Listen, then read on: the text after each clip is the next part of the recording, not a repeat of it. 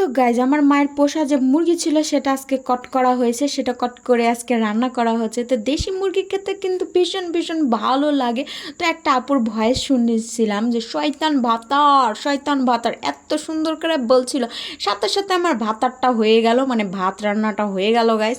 তারপরে এখানে মাংসের ঝোলটাও হয়ে গেছে। দেশি মুরগির ঝোল খেতে যে কী পরিমাণ মজা গাইজ, যারা যারা খাইছো তারাই জানো যে এই মুরগিটা খেতে কি কি মজা, কত মজা। আর আমার মায়ের হাতের মুরগি রান্না তো অমৃত, কি বলবো, ঝাল ঝাল লাল লাল ঝাল ঝাল, একেই বলে এটা খেতে ভীষণ ভীষণ মজা। আর আমার মায়ের হাতের রান্না সবগুলো রান্না খেতে আমার ভীষণ ভীষণ মজা লাগে গাইস।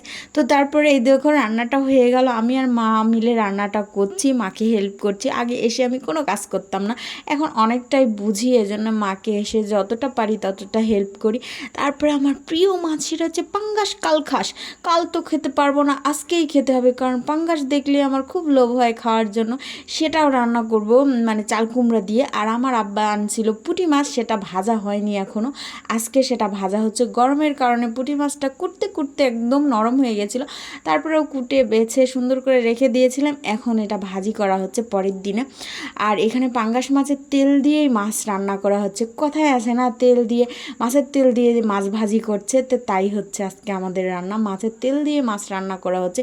একটুখানি শুধু সয়াবিনের তেল দেওয়া হয়েছিল। তারপরে সকল মশলাপাতি দিয়ে মাছটা কষানো হচ্ছে, তারপরে চাল কুমড়াটা আমরা দিয়ে দিব। আর এদিকে মাছ ভাজাটাও হয়ে যাচ্ছে। মাছ ভাজা খেতে আমার মেয়ে খুব পছন্দ করে, আমার চেয়েও বেশি। আর আমার পছন্দ পাঙ্গাস মাছ, পাঙ্গাস মাছ খেতে কিন্তু আমার অনেক অনেক ভালো লাগে। আর এখানে আসলে আমি আব্বাকে বলি যে হাট থেকে একটা পাঙ্গাস মাছ কিনে আনবেন, আমি খাবো। আমার আব্বা আবার পাঙ্গাস মাছ খেতে পছন্দ করে না। এই তো খাওয়া দাওয়া শুরু করে দিলাম, প্রথমে পুঁটি মাছ ভাজি দিয়ে, তারপরে যেগুলো আছে সবগুলো দিয়ে খাবো।